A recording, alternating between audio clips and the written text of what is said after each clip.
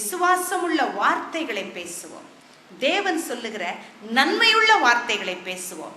பேசுகிற வார்த்தைகளிலே நீங்கள் எதை செய்கிறீர்கள்? உங்க வாயின் பலனால் வயிற்றிலே புசிப்பை கொண்டு வரப் போகிறீர்களா? நன்மையை சாப்பிட போகிறீர்களா? அவனவன் ஓடுகிற ஓட்டத்திலே உழைக்கிற உழைப்பிலே சம்பாதிக்கிறான். தேவனை விசுவாசிக்கிற பிள்ளைகளோ விசுவாச வார்த்தைகளிலே அவற்றை சம்பாதித்து விட முடியும். ஆமென். அதனால சோம்பித்திரிய ஆண்டவர் சொல்லல. ஆனா விசுவாசமுள்ள வார்த்தைகளை பேசும் பொழுது அதனோடு கூட உங்கள் உழைப்பும் சேரும் பொழுது மாபெரும் அதிசயத்தை காண முடியும். அல்லேலூயா.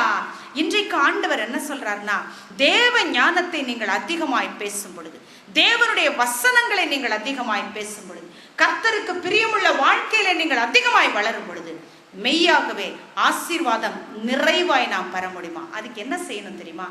தேவ வார்த்தை மேல நம்முடைய கவனம் திரும்பணுங்க. வேத வசனத்தின் மேலே கவனம் திரும்ப வேண்டும்.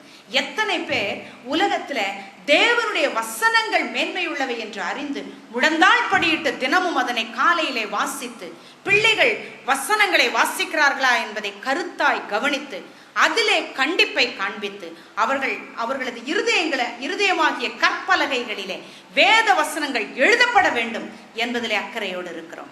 வீட்டிலே எத்தனை பேர் வசன விதைகள் விழுந்து கொண்டே இருக்க வேண்டும் என்று விரும்பி இருக்கிறோம்? ஒவ்வொரு வசனத்திலும் ஜீவன் இருக்குதுங்க. அந்த ஜீவனுள்ள வசனங்களை காலையில அள்ளி தூவுங்க. அது ஒவ்வொன்றும் தானாக உயிர் பெற்று முளைத்து கிளம்பும். அதிலிருந்து பலன்கள் வரும். அதிலே வருகிற நற்பலன்களை நாம் அறுக்க முடியும். ஆனால் நாம் காலையில எந்திரிக்கும் பொழுதே அடுத்தவங்களை திட்டிக்கொண்டே எழுந்திருப்போம். பக்கத்து வீட்டுக்காரங்களை விளங்க மாட்ட என்று சொல்லிக்கொண்டே எழுந்திருப்போம். அல்லது வேறு யாரெல்லாம் எரிச்சல் படுத்துகிறார்களோ அவர்களை எல்லாம் வசைப்பாடிய வண்ணமாய் எழுந்திருக்கிறோம். நம்முடைய இருதயத்தில் எது இருக்கிறது? நாம் ஆண்டவருக்குள்ளார இருக்கிறோங்கிறத மகிழ்ச்சியான ஒன்றா எண்ணிக்கொண்டிருக்கிறோமா அல்லது இல்லையா? எது மகிழ்ச்சியாய் நமக்கு இருக்கிறது? ஆண்டவருடைய அன்பையும் ஞானத்தையும் சாதாரணமாய் எண்ணிட முடியாது. ஏன்னா ஆண்டவர் சொல்றாரு, இவ்வளவு பெரிதான ரட்சிப்பை குறித்து நாம் கவலையற்று இருப்போம் என்றால் தண்டனை தீர்ப்புக்கு தப்பித்துக் கொள்வது எப்படி? எபிரேயர் 2:4 பார்க்கிறோம். இதைத்தான் சகோதரி சோதோமின் பாவங்களாய் எசேக்கியால் 16:49 பார்க்கிறோம். சகோதரி சோதோமின் என்ன பாவம் அவள்கிட்ட இருக்கு? கர்வமும் ஆகார திரட்சியும் நிர்விசாரமான சாங்கோ வாங்கவும். இன்னைக்கு சாப்பிட்றதுக்கு கிடைக்குதா? போதும், 4 பேர் என்னை மதிக்கணும், அந்த மாதிரி கர்வமா நான் நடந்துக்கணும். அதன் பிறகு யாரு எக்கேடு கேட்டா என்ன கிறிஸ்துவின் வருகை என்று சொல்லுகிறார்கள். ஆண்டவர் இயேசு வரப்போறார்னு சொல்றாங்க. என்னமோ யாரோ ஏதோ பேசுறாங்கன்னு அப்படியே கவலை இல்லாம அலைஞ்சிட்டு இருக்கிறோம்னா நிர்விசாரமான சாங்கோ பாங்கம். இதுதான் சொல்றாரு. எதையும் பத்தி கவலைப்படா.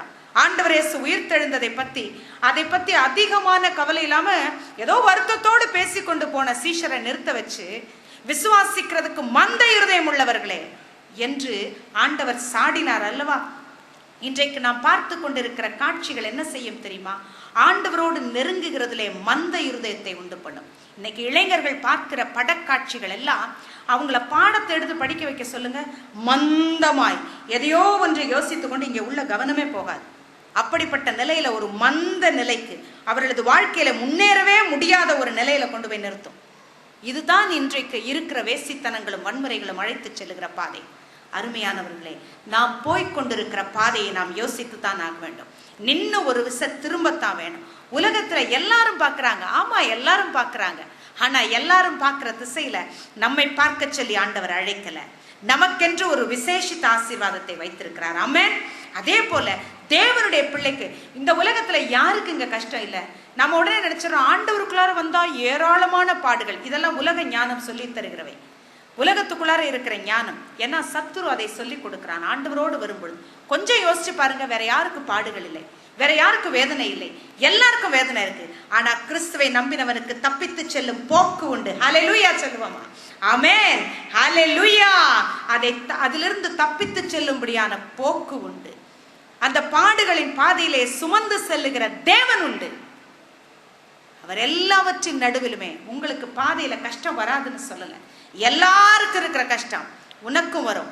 எங்க அதிகமான கஷ்டம்னா, சத்தியத்திற்காக நீ நிற்கிறாயே, அப்போது அந்த நேரத்துல நீ சில சங்கடங்களை அனுபவிக்கிறாயே, அது மட்டும் தானே எக்ஸ்ட்ரா. வேற என்ன வித்தியாசத்தை பார்க்கிறாய் மற்றவர்களோடு?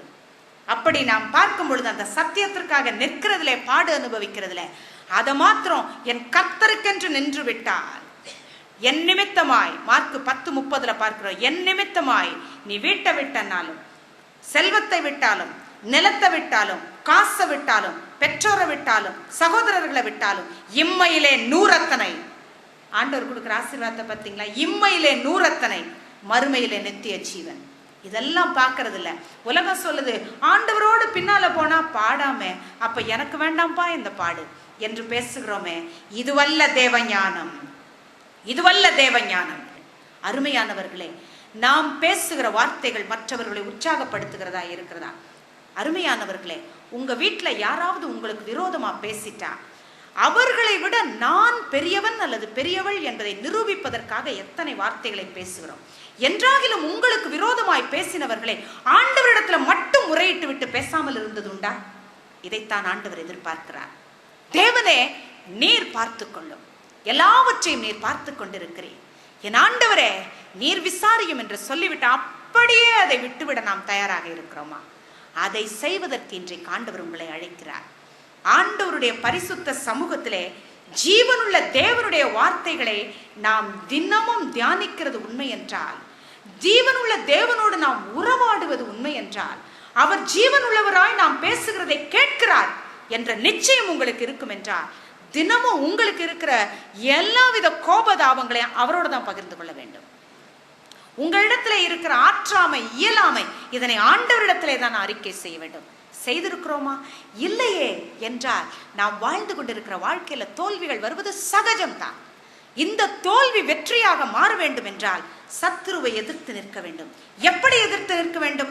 உலகம் பொல்லாங்கனுக்குள் கிடக்கிறது என்று பார்த்தோம். 1 யோவான் 5:19 18வது வசனம் என்ன சொல்லுதுன்னு தெரியுமா?